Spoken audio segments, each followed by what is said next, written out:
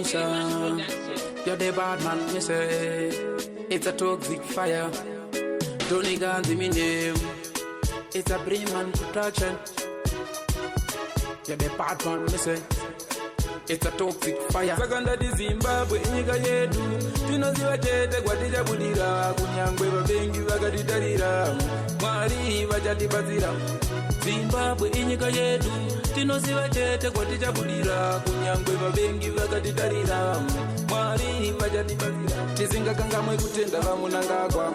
Vachiwenga nevamwe vose ndivo vakaisa pisi munyika medu. Zimbabwe nyika yedu iko zvino takupinda 226 takurova ngoma kusvika nharini Sergeant P runyararo tinongodawo pisi munyika medu inotichengetedza upenyu hwedu sezvamakareva kubvira pakutanga baba munangagwa makaramba makashinga kusvika zvaita iko zvino takufamba kazvatinoda munyika medu muno mave nendarama apa vana vezimbabwe takangobatana saka ndati Zimbabwe inyika yedu tinoziva chete kwatichabudira kunyangwe vavengi vakatitarira mwari vachatibatsira Zimbabwe inyika yedu tinoziva chete kwatichabudira kunyangwe vavengi vakatitarira mwari vachatibatsira tisingakangamwe kuti The Life of Midlands, 98.4 FM. Turn it up. 98.4 FM Talk.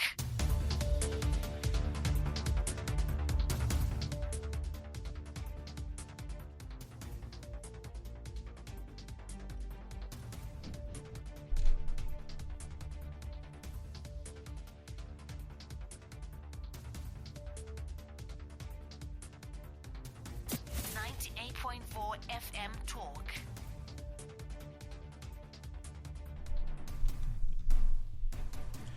Good people, beloved listeners, welcome to today's episode of the Spotlight. My name is Brian Muyambo, right here on the 98.4 FM Midlands.Topic show with the Spotlight. And today's question is very, very, very simple but painful. Are our artists chasing the bag, or are they burying the art? That is the question to you, Kwauri Mtere. Welcome to the Spotlight. And tonight in the studio, I've got two gentlemen that are going to help me discuss this topic, this question that I've posed to you. Are our artists chasing the bag, or are they burying the art? So, before we actually get into the most part, I just gave you the song that is called Zimbabwe by the guy named Charles Doniganzi Furano. Is here in the studio as well to discuss this topic, because lately some songs not really feel like they have been produced in the studio.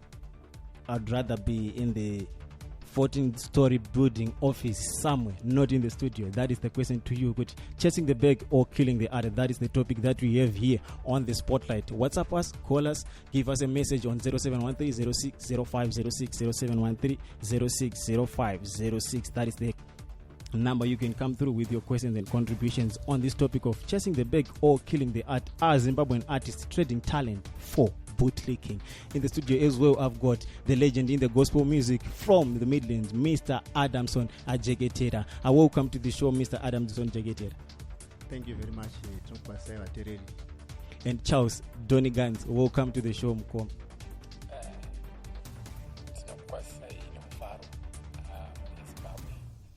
Thank you so much, gentlemen, for joining me in this topic discussion tonight.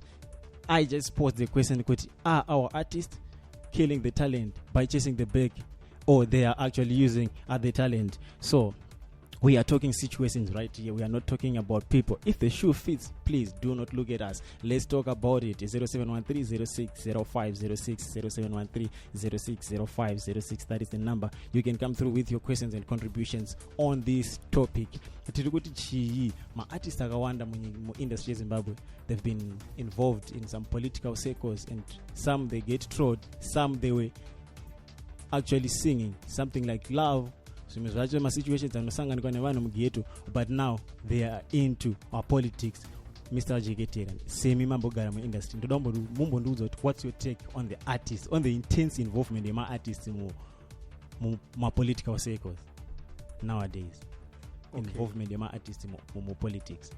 Yeah, this question iri on both sides zvokuti is the situation ndoinoforsa kuti vanhu vaite compromise either integrity kuti vameche the standard, but to a certain extent zvinozoita fanika bootlicking of course, yes, because vanozoita dance according to the tune yomunhu anenge amubvisira mari, like an artist, kuti wewe ndakuitira abc or ndichakuitira abc, in return what are you going to do? So yeah, in a way zvino confuse, but panozopedzisira paita something like that, panozopedzisira wauta forced. Okay, so that means you are actually trading your authenticity, your identity to someone who is influencing your art. Yeah, zvinopedzisira zvadaro, because munhu akakupa mari iye ndiye anenge ane wrong intention from the onset. Saka kana ane intention yokuti haasi kuda kubatsira, anoda kugena iye. Not only politicians, but even kuchechi we find those things, in society we find those things zvingoitika, because inyaya ira yacho yokuti people are now moving ne love of money, not actually doing the things genuinely. So vanongoforserwa kuita izvozvo, zvine kuti kupolitics, but mapoliticians vanozoti because indoda kutargeta abc, so anogara atoisa intention yokuti anoinvesta pa somebody, pa an artist, achizoti in return this artist will do abc. All right, thank you so much. If you're just tuning in, you are listening to 98.4 FM Midlands Talk on the Spotlight with Brian Muyambo. And in the studio, I've got Mr. Adamson Jeketera and Charles Doniganzi Furano. He's an artist. These guys are both artists. We are discussing about the issue of Zimbabwean artists, or rather in the industry of Zimbabwe. Ndogwatiri, right? So we talk something that is happening at our home. So I said, are artists killing the talent by chasing the bag? That is the question. If you're just joining us, that is the topic we are discussing tonight. Coming kwa uri Donigans, ndostari basa nditi. Donigans, you are an upcoming artist. In that song vaterere vakainzwa inonzi Zimbabwe. That in that song you actually mentioned something that is controversial kune vanhu vakawanda, especially nowadays. That song, it actually attracted a lot of attention on social media, you know. But Mr. Jeketera vataura kuti if you sing something chinopraise maybe someone who is into politics and then you were actually praising the excellence of Zimbabwe right now, what we are experiencing, and yet a lot of people maybe are still complaining or are still facing challenges. Unoona say issue yokuti, do you think kuti that kind of music akusi kuva creative kana kuti? Kutova creative pakuti one akasa vanhu vazhinji vari kuimba, vaimbi vanogona kuimba vane intention yekuti tinoda kuwana mari because of ichi neichi, but kune vamwe munhu anogona kutongoimba achitoziva kuti ndinoda kungopraise just to praise nomwe munhu kungopa ruremekedzo. Like Zimbabwe nowadays totongofamba tino muZimbabwe, it's a free country. Free country, hapana mhirizhonga, totongofamba zvakanaka, zvinhu zvatoita mari tatova nemari. All right. All right. We have heard the lyrics, but umwe mubvunzo tisati tanyaenda kure. Do you think kuti, let's say, referring to your song specifically, you are here, let's put it out there. Do you think kuti my artists being bootlicking kuma politicians for quick survival, vachitrade their integrity kuti vakurumidze kuwana mari and kuti vakurumidze kuwana mari to survive, because this is a tough industry. We have big names vamuri kukompita now, there's competition, there's that, but do you think these artists, especially your song, many people they've been saying iyi song komana vanenge vachida mari chichi ndoda kuti, you see, instead of saying what your perspective wataura kuti ndiri kupraise chinhu chakanaka chatiwa neumwe munhu and but then now it's bias now kuti zvakusanganisa nevanhu vari more influential, talking of top official government people, vanhu vane authority, and then would say makutoimba politics apasina. So do you think it could ma-artists ari kuita bootlick these political figures kuti vawane mari fast instead yekuti vaite zve-identity yavo and talent ravo? izvozvo nderimwe divi rinogona kutaura pamwe chiri chokwadi kuti vanhu vanototsvagawo mari because of ndikaimba zvakadai kana ndikaimba niki then expect to get something from them aniona, but according to inini zvangu maonero nemafungiro andinoita chete kungoti vanhu haungakwanisi kuzovaudza kuti ndakaimba ndichifunga zvakati zvakati but ndo maimbiro andakatoita like iyo isong okay ndakatoimba just kupraise hawo alright just to give praise kuti mudara wedu vari kungotitirawo zvakanaka chichi. Alright, thank you so much. 0713060506, 0713060506. If you're just joining us, this is the Spotlight on 98.4 FM Midlands Talk. We are discussing the issue of artists trading their talent to bootlicking, or are they killing the art, or they are just chasing the money. I've Mr. Adamson Jeketera in the studio. I've also have Donny Guns in the studio to help me discuss this topic. So let me read some of the messages from our listeners. And good evening, DJ. It's the Dog Master, Chief A.K. Ivan Evans, Case, A.K. Baba Daniel in Koba 13. And I think Chasing the Bag look artist at like 96 and General Malvin, General Malvin, I think. Thank you so much, Chief Dog Master, for your contributions. And Chasing the Bag look at artists like 96 and General Marvin. So, but my artists are going to chase a bag.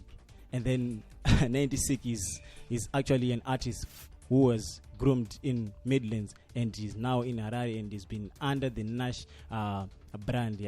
Lidiona Mr. Tinashe Mutaris, which recently closed. Saka vari kutaura iwo kuti Chief Dog Master kuti anza ma artists vari kuchesa bag. So coming to you, Mr. Jeketera, so can my Zimbabwean artists chase the bag without killing the art and stay relevant in the music industry? Both ways. It's in both ways, because you can kill the industry by chasing the bag. When you look for money, warasa your intention and your focus. Mm-hmm. Then it becomes industry. You are doing everything for money. Everything that you do it for money. You do it for money. So it's no industry. Alright, so that means kuti hakuna munhu angaita kuchesa mari without staying authentic to themselves. Saka atova biased munhu akadaro. Anenge atova biased, especially kana wakumanyira nezvemari. But if you expose your talent and concentrate on your talent, then it means kuti mari inozongoteverawo zvayo. But still let's take a look at this. Kuti chasing the bag, it's also, and music, your art is actually part of the industry. It's business. Yes. You need to pay the bills. But when the bills are not tolerating or appreciating the talent, what can you do? That is the question. Mudigani Mutireri at 0713060506, 0713060506. Kanama bills asinga badara again talent. And then it say kune maruda kutipa mari. We have seen a lot of artists at rallies vachitop danwa, and those artists are very controversial, and vamwe vanotoimba zvinonzi nevanhu zvinyadzi, and we cannot mention names, as I said earlier, kuti no names, no court cases. Let's talk the situations, not people. So 0713060506. If you're just joining in, this is the Spotlight on 98.4 FM Midlands Talk.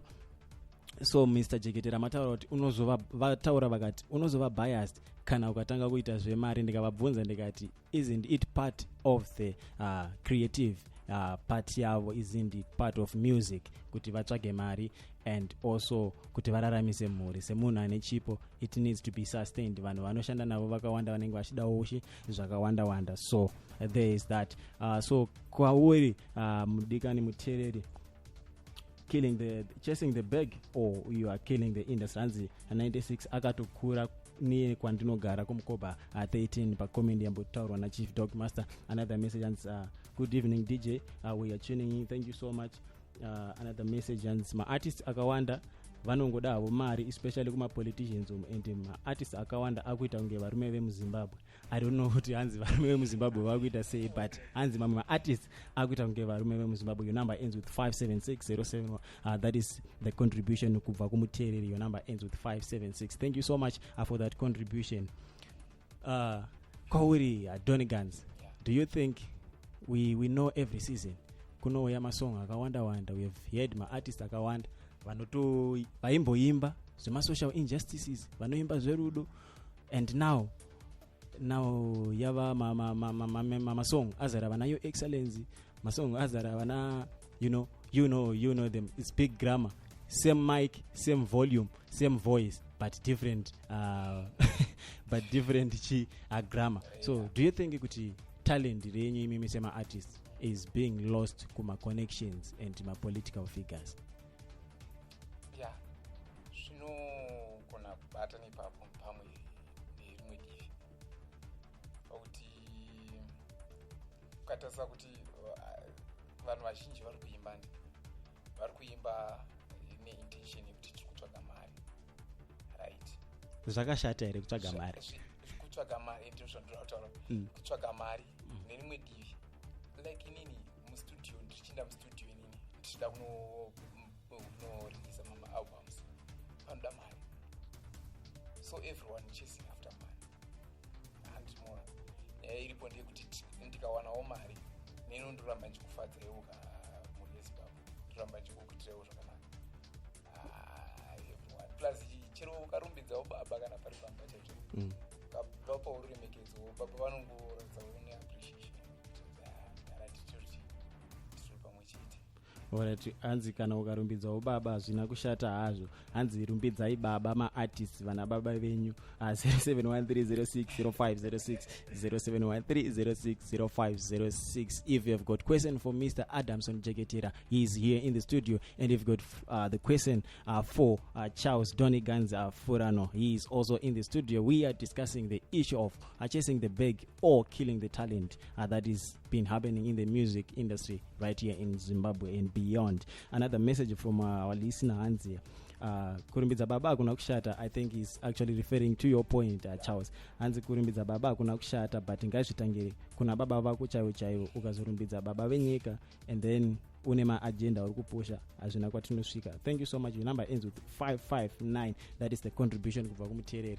Hanzi ngazvitangire home. Maybe mudikani ari kutaura kuti Charles warumbidza a politician and then people are saying you are bootlicking, and baba vako vari uko usati wakambovaimbira any song. But yeah, so coming to you, Mr. Jeketera, what do you think is really pushing my artists kuti vaite sort of bootlicking these people with money and influential people, especially in politics? Because we've seen it happening, especially from Midlands. We have got artists vanotori nemasong avakareleasa praising opposition parties and the ruling parties, and as well marallies tinoona vachienda. It's not a bad thing. It's their the basic human right, which is actually stated by the constitution that you have to affiliate to a certain position. You are not, it's not a crime.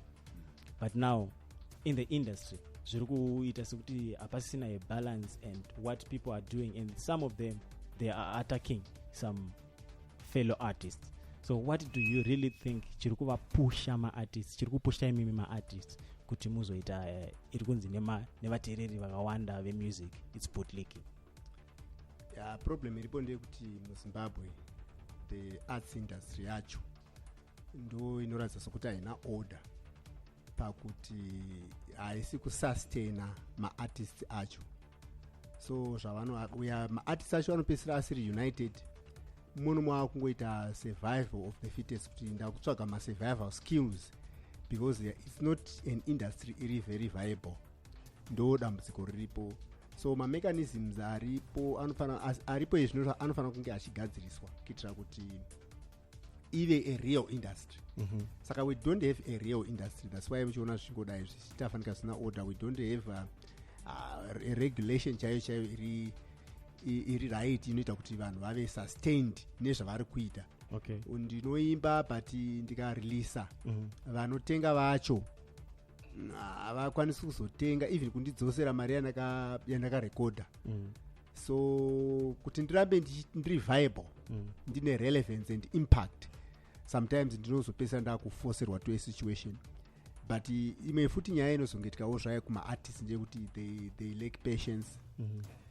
They don't have patience. They do things vachiti dai ndaitawo saningi ndatokwira within a month, within a day, but ku-arts hakuna such a thing. Okay. You need to be patient, you need to be organized, you need to be consistent, you need to persist kuitira kuti zvinhu zvako zvive neorder. Ukasava nepatience unopedzisira kuti wakuita zvebootlicking iyo kana kushandisiwa unoabhuziwa because iwewe ndiwo usina patience, ndiwo usina order, ndo zvinozoitika. So but generally industry inofanira kunge iri industry yati kuti kumedia kwacho kunofanira kunge kuchisupporta ma-artists. Okay. Kuma-politicians kunofanira kusupportawo ma-artists. Musociety inofanira kuzivawo kuti an artist watinogarawo naye muno muvillage 5 kana ukaita ma-events, let's consider vanhu vari mukoba 5 vari mukoba 20 vari within their vicinity. So kuna zvinhu zvakadaro muZimbabwe.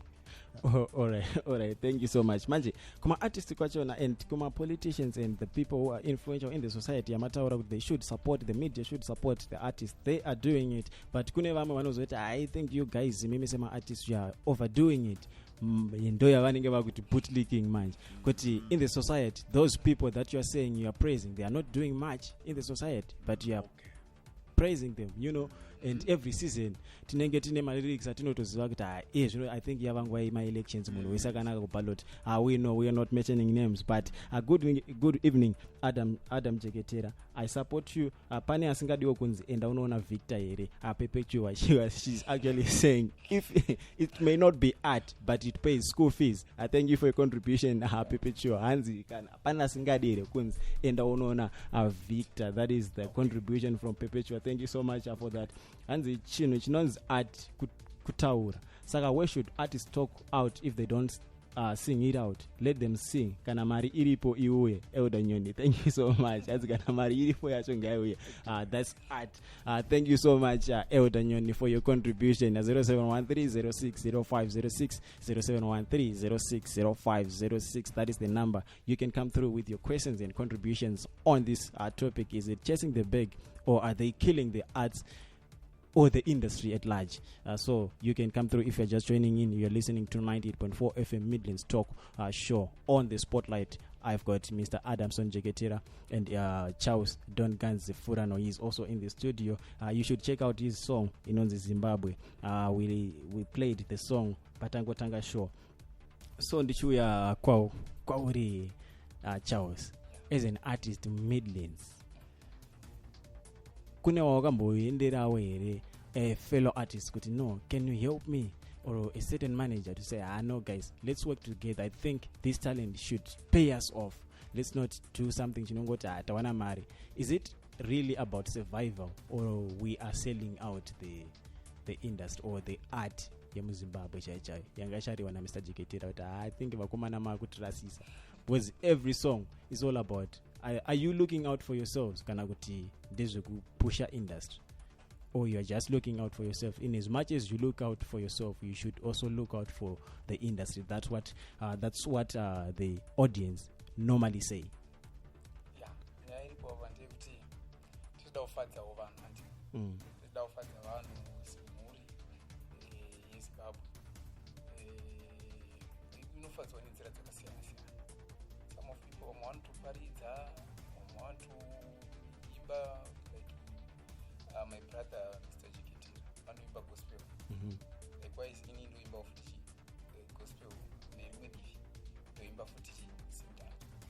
Saka nyaya iripo apa ndeyekuti kuti tingati munhu haasi kutsvaga mari all right, thank you so much for that contribution. All right, coming to you Mr. Jeketera, you've been in the industry for quite some time now, so what do you think are we teaching these young artists like Vana Donny Ganzi here? Are we teaching them kuti arts it matters less than bootlicking? What are we really teaching these young artists, and what is your word of advice? My word of advice is munhu mumwe nomwe ane gift yake. when music is your gift, you should pursue your gift and improving, uchimeka sure kuti wadzidzawo futi. Music imwe inoda kuti uchidzidza kuverenga nokuona masituation uchiverengawo, izvo zvatiri kutoita izvozvizvi kutoziva kuti is it bootlicking, wondosvika wogara pasi woreflecta, because haisi nyaya yekungozvidefenda nguva yese. Unofanira kumeka wacho kuti ukaudzwa something woenda unoreflecta unoti ndiri kuindepi, because and usaruza focus pamusic. You don't have to lose focus nokuda kwokuti madistractions nemasituations, madynamics anongoitika munyika akawanda. Mangwana unongowana kwa alright, for example unowana ininda ndapraise a song nhasi inobva yashort-lived ka ndapraise a leader aripo nhasi, mangwana akamuka asipo, that song won't be long-lived. So we need to do zvinhu zvinoita kuti zvinosiyawo legacy zviri general in the society. Saka ndo encouragement yangu, ngatiite zvinhu zvinoita kuti zvigare muindustry, kuti nyangwe ikaridzwa after 30 years. Tombotora for example nziyo dzairidzwa nana Big Tembo, dzairidzwa nana Leonard Dembo, nana Jonah Moyo. Nziyo edzo dzinyange ukairidza nhasi inongova relevant. Now ukazoti tomboti wakarumbidza, handisi kutora side zvangu, but tomboti wakarumbidza Smith panguva ya 1979 kana 1978, iye zviri kuti uchiplaya manje musociety haizoiti zvakanaka. So we need to be very careful. Ma-artist zvake, an artist as I see it inini handisi kuti vanhu vese ndo zvavanoona. An artist munhu ari public. Ndikaimba nhasi ndichiroverwa mavoko ndichirimbira Triple C, handisisina futi audience yeZANU-PF. Ndikaimba futi ndichipraisa ZANU-PF, handisina audience yeTriple C, handisina audience yeMDC. So I think an artist should be a public figure, anongova general, anongotora information sezvairi. Asi kana ndatumawo, of course zvine mari, sisi kutaura kwavari kuita kuti ndatuma kuti shamwari go and see and compose a praise song for me, kana ndada neconscience dzangu kuti of course I should do it maybe for money, for marketing. Right. So on the point yataurwa naMr. Jeketera, do you think Charles kuti iwewe as a growing artist, would you stay quiet if you are being paid? And you won't? Azvita ucharamba wakanyarara here about ma-issues auri kuona anenge achiitika mu-environment, iwo kana wangaimbako zvelove dzako wabhadharwa, uchangoramba uchiimba zvekupreza munhu akubhadhara, ndizvo? Azviiti.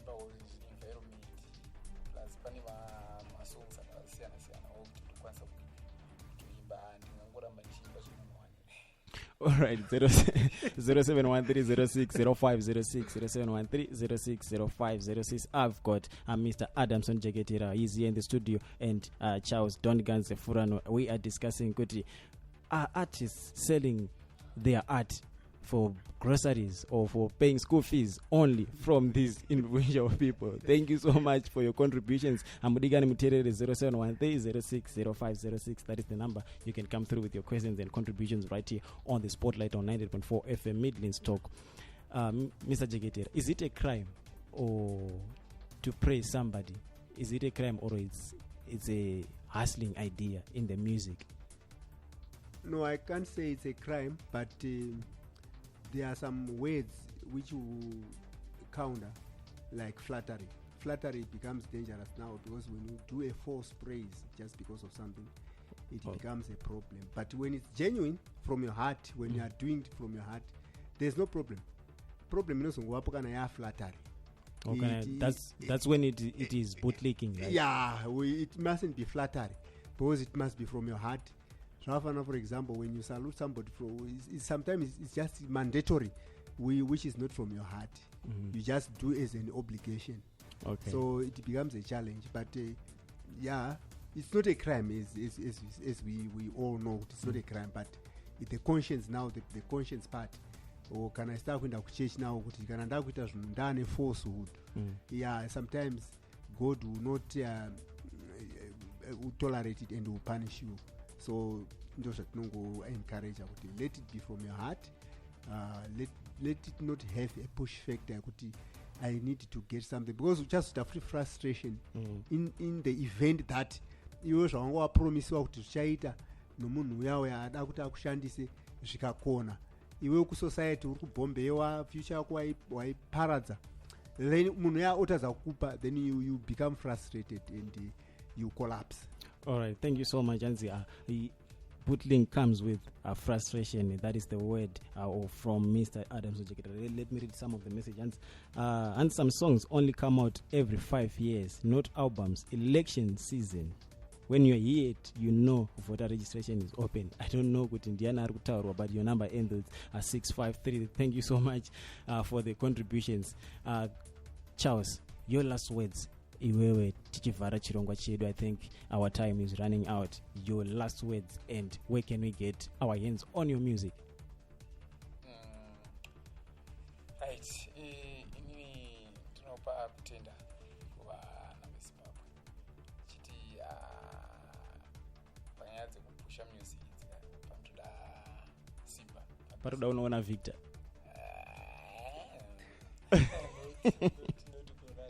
Yeah. Some of people wanofunga kuti Victor so, but tikada kufunza kuti pane munhu angazodza apiwa something orambe zvinoita. That's so good. So towana kupi music yangu inini so far isati vanogona kubata pachannel yakanzi Donald Trip ndipo pamunokwanisa kubata channel yangu. Okay, number dzema bookings and stuff. Then 0785 112 402 0785 112 402 ndidzo dza number dzangu dzamunobata paWhatsApp, paFacebook, even paTikTok tokona kubatika ipapo. All right, thank you so much. Coming to you, Mr. Jeketera, in a few words, in a few minutes, just a minute, or your last words to the listeners and to everybody who is in the industry and kwamutunowana music yenyu as well. Isi tinongopa kutenda kuvateereri vedu, vateereri veredhiyo nevateereri vemusic yedu vakawanda.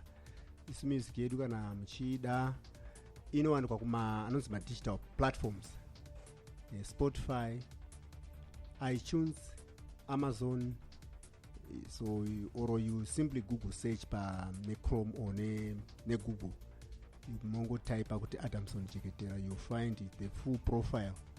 Zimemchaenda kunana YouTube, ku social media dzavako futi, you can do anonzi ma reels when you select one of our songs ku social media, yese Instagram, TikTok or Facebook. Ma numbers edu kana mchida music yedu, we can also give you ma flash kana ma memory card pa mukatifonera kana kita WhatsApp 0775 122 882. That's WhatsApp. Then for voice calls you can do 0715 128 058. So kana mukangotypa any message kana kuita inbox ku either through messenger ku Facebook or whatever comment yamukangona pa post yedu kungava ku Facebook kungava ku YouTube, we can respond. Thank you very much for listening. Thank you very much for your time. Thank you, Mr. Adamson Jeketera and Donny Gans. Thank you for gracing this show. It was fun, and I hope to see you again. And kuvaterere vangu, you know, you are always the best. You keep always shining and vibing. I thank you for coming to the show, Mr. Jeketera. And you know, today and tonight we separated survival and sellout in the music industry. We discussed the topic of chasing the bag or killing the art, as Zimbabwean artists killing the talent for bootlicking. That was the topic of tonight. Come through every Thursday, same time, from half 6 to 7 p.m. That is the time for the Spotlight Show on 98.4 FM Talk. Always keep shining, always stay safe and stay awesome, especially this during festive season. Enjoy your holidays. Do not drink and drive. Your host is Brian Muyambo. See you next time. Stay safe. Babo Oski Mesotinao Tunomone sajisishi Wakumboti nao Tomaende satusiriko hanati nadzo dzinoreva